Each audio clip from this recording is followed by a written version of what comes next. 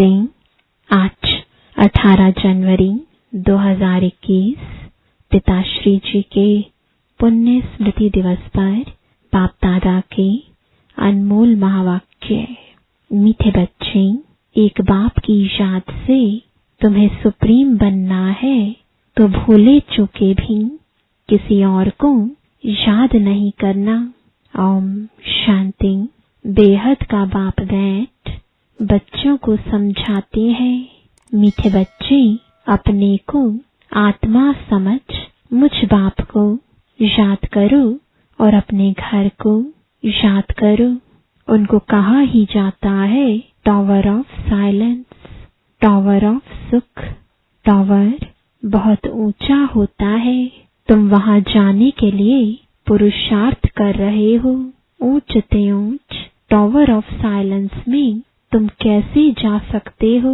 यह भी टावर में रहने वाला बाप बैठ सिखलाते हैं। बच्चे, अपने को आत्मा समझो। हम आत्मा शांति धाम की निवासी है। वह है बाप का घर। यह चलते फिरते टेव यानी आदत डालनी है। अपने को आत्मा समझो और शांति धाम सुख धाम को याद करो। बाप जानते हैं इसमें ही मेहनत है। जो आत्म अभिमानी होकर रहते हैं उनको कहा जाता है महावीर। याद से ही तुम महावीर सुप्रीम बनते हो। सुप्रीम अर्थात शक्तिवान। बच्चों को खुशी होनी चाहिए। स्वर्ग का मालिक बनाने वाला बाबा, विश्व का मालिक बनाने वाला बाबा हमें पढ़ा रहा है। आत्मा की बुद्धि चली जाती है बाप की तरफ। यह है आत्मा का लव। एक बाप के साथ सवेरे सवेरे उठ बाबा से मीठी मीठी बातें करो। बाबा, आपकी तो कमाल है। स्वप्न में भी नहीं था आप हमको स्वर्ग का मालिक बनाएंगे। बाबा, हम आपकी शिक्षा पर जरूर चलेंगे। कोई भी पाप का काम नहीं करेंगे। बाबा जैसे पुरुषार्थ करते हैं बच्चों को भी सुनाते हैं। शिव बाबा को इतने ढेर बच्चे हैं, ओना तो होगा ना। कितने बच्चों की संभाल होती है। यहाँ तुम ईश्वरीय परिवार में बैठे हो। बाप सम्मुख बैठा है। तुम ही से खाऊं, तुम ही से बैठूं, तुम जानते हो। शिव बाबा इसमें आकर कहते हैं मीठे बच्चे, मामी कम याद करो। देह सहित देह के सभी संबंधों को भूल जाओ। यह अंतिम जन्म है। यह पुरानी दुनिया, पुरानी देह खलास हो जानी है। कहावत भी है, आप मोए मर गई दुनिया। पुरुषार्थ के लिए थोड़ा सा संगम का समय है। बच्चे पूछते हैं, बाबा यह पढ़ाई कब तक चलेगी? जब तक दैवी राजधानी स्थापन हो जाए तब तक सुनाते रहेंगे। फिर ट्रांसफर होंगे नई दुनिया में। यह पुराना शरीर है। कुछ न कुछ कर्म भोग चलता रहता है। इसमें बाबा मदद करे यह उम्मीद नहीं रखनी चाहिए। देवाला निकला, बीमार हुआ, बाप कहेंगे यह तुम्हारा हिसाब किताब है। हाँ, फिर भी योग से आयु बढ़ेगी। अपनी मेहनत करो, कृपा मांगो नहीं। बाप को जितना याद करेंगे इसमें ही कल्याण है। जितना हो सके योग बल से काम लो। गाते भी है ना, मुझे पलकों में छिपा लो। प्रिय चीज को नूरे रत्न प्राण प्यारा कहते हैं। यह बाप तो बहुत प्रिय है परंतु है गुप्त। उनके लिए लव ऐसा होना चाहिए जो बात मत पूछो। बच्चों को तो बाप को पलकों में छिपाना पड़े। पलकें कोई यह आंखें नहीं, यह तो बुद्धि में याद रखना है। मोस्ट बिलीवेड, निराकार बाप हमें पढ़ा रहे हैं। वह ज्ञान का सागर, सुख का सागर है, प्यार का सागर है। ऐसे मोस्ट बिलीवेड बाप के साथ कितना प्यार चाहिए। बच्चों की कितनी निष्काम सेवा करते हैं। पतित शरीर में आकर तुम बच्चों को हीरे जैसा बनाते हैं। कितना मीठा बाबा है, तो बच्चों को भी ऐसा मीठा बनना है।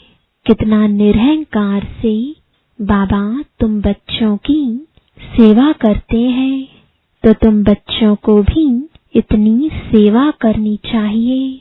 श्रीमत पर चलना चाहिए।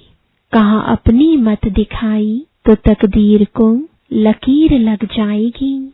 तुम ब्राह्मण ईश्वरीय संतान हो, ब्रह्मा की औलाद, भाई बहन हो, ईश्वरीय पोत्रे पोत्रियां हो, उनसे वर्षा ले रहे हो। जितना पुरुषार्थ करेंगे उतना पद पाएंगे। इसमें साक्षी रहने का भी बहुत अभ्यास चाहिए।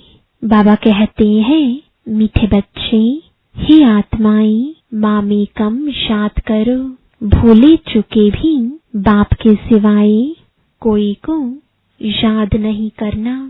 तुम्हारी प्रतिज्ञा है, बाबा मेरे तो एक ही आप हो। हम आत्मा हैं, आप परमात्मा हो। आपसे ही वर्षा लेना है, आपसे ही राजयोग सीख रहे हैं, जिससे राज्य भाग्य पाते हैं। मीठे बच्चे, तुम जानते हो यह अनादि ड्रामा है। इसमें हार जीत का खेल चलता है। जो होता है वह ठीक है।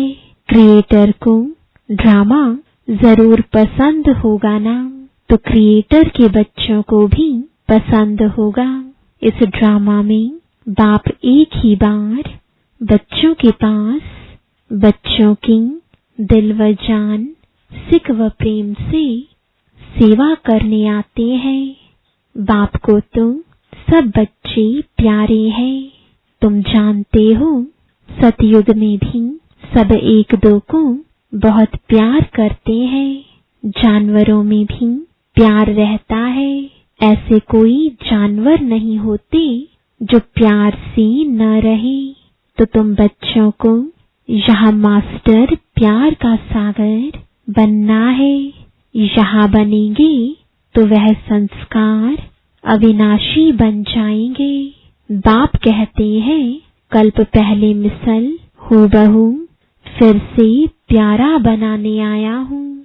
कभी किसी बच्चे का गुस्से का आवाज सुनते हैं तो बाप शिक्षा देते हैं, बच्चे गुस्सा करना ठीक नहीं है। इससे तुम भी दुखी होंगे, दूसरों को भी दुखी करेंगे। बाप सदा काल का सुख देने वाला है, तो बच्चों को भी बाप समान बनना है। एक दो को कभी दुख नहीं देना है।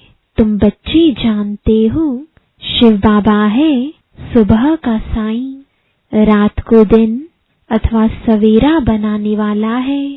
साईं कहा जाता है बेहद के बाप को। वह एक ही साईं बाबा भोलानाथ शिव बाबा है। नाम ही है भोलानाथ। भोली भोली कन्याओं माताओं पर ज्ञान का कलश रखते हैं। उन्हों को ही विश्व का मालिक बनाते हैं। कितना सहज उपाय बताते हैं, कितना प्यार से तुम्हारी ज्ञान की पालना करते हैं। आत्मा को पावन बनाने के लिए याद की यात्रा में रहो। योग का स्नान करना है, ज्ञान है पढ़ाई। योग स्नान से पाप भस्म होते हैं। अपने को आत्मा समझने का अभ्यास करते रहो तो यह देह का अहंकार बिल्कुल टूट जाए। योग से ही पवित्र सतो प्रधान बन बाबा के पास जाना है। कई बच्चे इन बातों को अच्छी रीति समझते नहीं है। सच्चा सच्चा अपना चार्ट बताते नहीं है। आधा कल्प झूठी दुनिया में रहे हैं तो झूठ जैसे अंदर जम गया है। सच्चाई से अपना चार्ट बाप को बताना चाहिए। चेक करना है, हम पौना घंटा बैठे, इसमें कितना समय अपने को आत्मा समझ बाप को याद किया। कईयों को सच बताने में लज्जा आती है। यह तुम झट सुनाएंगे कि इतनी सर्विस की, इतने को समझाया, परंतु याद का चार्ट कितना रहा वह सच नहीं सुनाते हैं। याद में न रहने कारण ही तुम्हारा किसको तीर नहीं लगता है। ज्ञान तलवार में जौहर नहीं भरता है। कोई कहते हम तो निरंतर याद में रहते हैं। बाबा कहते वह अवस्था है नहीं। निरंतर याद रहे तो कर्मातीत अवस्था हो जाए। ज्ञान की पराकाष्ठा दिखाई दे, इसमें बड़ी मेहनत है। विश्व का मालिक ऐसे ही थोड़े ही बन जाएंगे। एक बाप के सिवाय और कोई की याद ना रहे, यह देह भी याद ना आए। यह अवस्था तुम्हारी पिछाड़ी को होगी। याद की यात्रा से ही तुम्हारी कमाई होती रहेगी। अगर शरीर छूट गया फिर तो कमाई कर नहीं सकेंगे। भल आत्मा संस्कार ले जाएगी, परंतु टीचर तो चाहिए ना जो फिर स्मृति दिलाए। बाप घड़ी घड़ी स्मृति दिलाते रहते हैं। ऐसे बहुत बच्चे हैं जो गृहस्थ व्यवहार में रहते, नौकरी आदि भी करते और ऊंच पद पाने के लिए श्रीमत पर चल अपना भविष्य भी जमा करते रहते। बाबा से राय लेते रहते, पैसा है तो उसको सफल कैसे करें। बाबा कहते सेंटर खोलो जिससे बहुतों का कल्याण हो।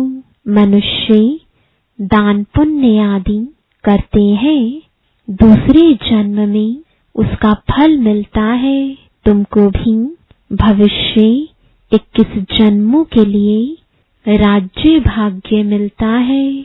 तुम्हारी यह नंबर 1 बैंक है, इसमें 4 आना डालो तो भविष्य में 1000 बन जाएगा। पत्थर से सोना बन जाएगा। तुम्हारी हर चीज पारस बन जाएगी। बाबा कहते मीठे बच्चे, ऊंच पद पाना है तो माता पिता को पूरा फॉलो करो और अपनी कर्म इंद्रियों पर कंट्रोल रखो। अगर कर्म इंद्रियां वश नहीं, चलन ठीक नहीं तो ऊंच पद से वंचित हो जाएंगे। अपनी चलन को सुधारना है, जास्ती तमन्नाएं नहीं रखनी है। बाबा तुम बच्चों को कितना ज्ञान श्रृंगार कराए, सतयुग के महाराजा महारानी बनाते हैं। इसमें सहनशीलता का गुण बहुत अच्छा चाहिए। देह के ऊपर टू मच मोह नहीं होना चाहिए। योग बल से भी काम लेना है। बाबा को कितनी भी खांसी आदि होती फिर भी सदैव सर्विस पर तत्पर रहते हैं। ज्ञान योग से श्रृंगार कर बच्चों को लायक बनाते हैं। तुम अभी ईश्वरीय गोद में माता पिता की गोद में बैठे हो। बाप ब्रह्मा मुख से तुम बच्चों को जन्म देते हैं तो यह माँ हो गई, परंतु तुम्हारी बुद्धि फिर भी शिव बाबा की तरफ जाती है। तुम माता पिता, हम बालक तेरे, तुमको सर्वगुण संपन्न यहाँ बनना है। घड़ी घड़ी माया से हार नहीं खानी है। अच्छा, मीठे मीठे सिकिलदे बच्चों प्रति माता पिता बाप दादा का याद प्यार और गुड मॉर्निंग। रूहानी बाप की रूहानी बच्चों को नमस्ते। अव्यक्त महावाक्य। सभी योग युक्त और युक्ति युक्त स्थिति में स्थित होते हुए अपना कार्य कर रहे हैं, क्योंकि वर्तमान समय प्रमाण संकल्प, वाणी और कर्म ये तीनों ही युक्ति युक्त चाहिए, तब ही संपन्न व संपूर्ण बन सकेंगे। चारों तरफ का वातावरण योग युक्त और युक्ति युक्त हो। जैसे युद्ध के मैदान में जब योद्धे युद्ध के लिए दुश्मन के सामने खड़े हुए होते हैं, तो उनका अपने ऊपर और अपने शस्त्रों के ऊपर अर्थात अपनी शक्तियों के ऊपर कितना अटेंशन रहता है। अभी तो समय समीप आता जा रहा है। यह मानो युद्ध के मैदान में सामने आने का समय है। ऐसे समय में चारों ओर सर्व शक्तियों का स्वयं में अटेंशन चाहिए। अगर जरा भी अटेंशन कम होगा तो जैसे जैसे समय प्रमाण चारों ओर टेंशन बढ़ता जाता है, ऐसे ही चारों ओर टेंशन के वातावरण का प्रभाव युद्ध में उपस्थित हुए रूहानी पांडव सेना पर भी पड़ सकता है। दिन प्रतिदिन जैसे संपूर्णता का समय नजदीक आता जाएगा, तो दुनिया में टेंशन और भी बढ़ेगा, कम नहीं होगा। खींचातान के जीवन का चारों ओर अनुभव होगा, जैसे कि चारों ओर से खींचा हुआ होता है। एक तरफ से प्रकृति की छोटी छोटी आपदाओं के नुकसान का टेंशन, दूसरी तरफ इस दुनिया की गवर्नमेंट के कड़े लॉज का टेंशन, तीसरी तरफ व्यवहार में कमी का टेंशन और चौथी तरफ जो लौकिक संबंधी आदि से स्नेह और फ्रीडम होने के कारण खुशी की भासना अल्पकाल के लिए रहती है, वह भी समाप्त होकर भय की अनुभूति के टेंशन में चारों ओर का टेंशन लोगों में बढ़ना है। चारों ओर के टेंशन में आत्माएं तड़फेंगी, जहां जाएंगी वहां टेंशन। जैसे शरीर में भी कोई नस खिंच जाती है तो कितनी परेशानी होती है, दिमाग खिंचा हुआ रहता है। ऐसे ही यह वातावरण बढ़ता जाएगा, जैसे कि कोई ठिकाना नजर नहीं आएगा कि क्या करें।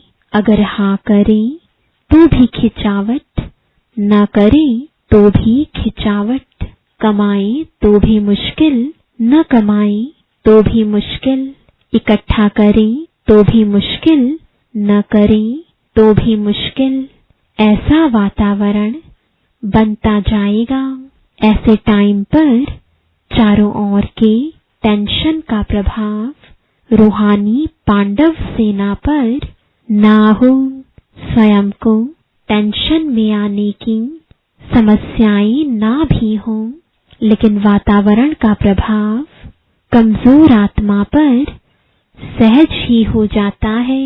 भय का सोच कि क्या होगा, कैसे होगा, इन बातों का प्रभाव ना हो, उसके लिए कोई न कोई बीच बीच में ईश्वरीय याद की यात्रा का विशेष प्रोग्राम मधुबन द्वारा ऑफिशियल जाते रहना चाहिए, जिससे कि आत्माओं का किला मजबूत रहेगा।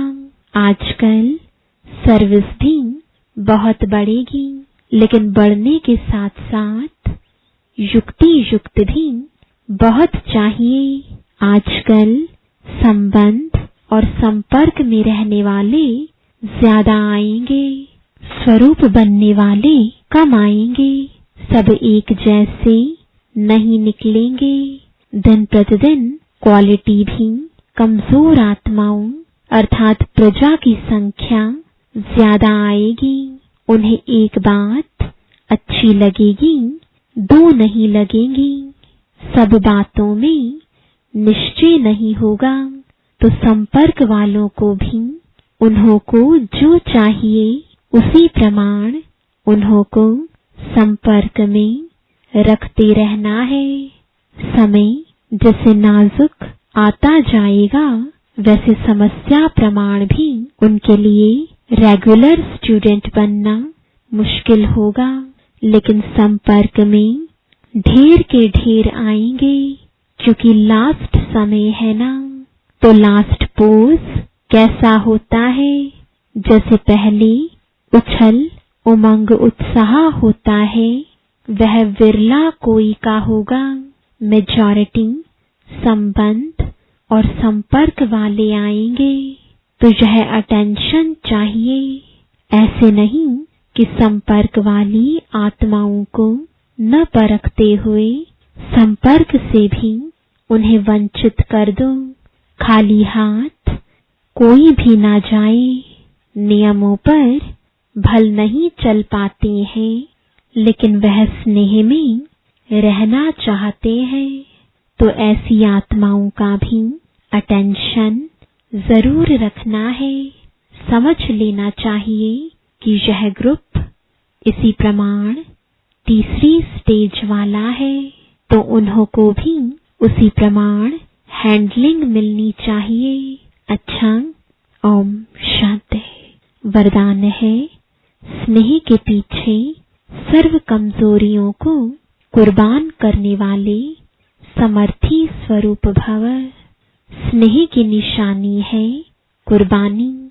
स्नेह के पीछे कुर्बान करने में कोई मुश्किल व असंभव बात भी संभव और सहज अनुभव होती है। तो समर्थी स्वरूप के वरदान द्वारा सर्व कमजोरियों को मजबूरी से नहीं, दिल से कुर्बान करो। क्योंकि सत्य बाप के पास सत्य ही स्वीकार होता है। तो सिर्फ बाप के स्नेह के गीत नहीं गाओ, लेकिन स्वयं बाप समान अव्यक्त स्थिति स्वरूप बनो, जो सब आपके गीत गाएं। स्लोगन है, संकल्प व स्वप्न में भी एक दिलाराम की याद रहे।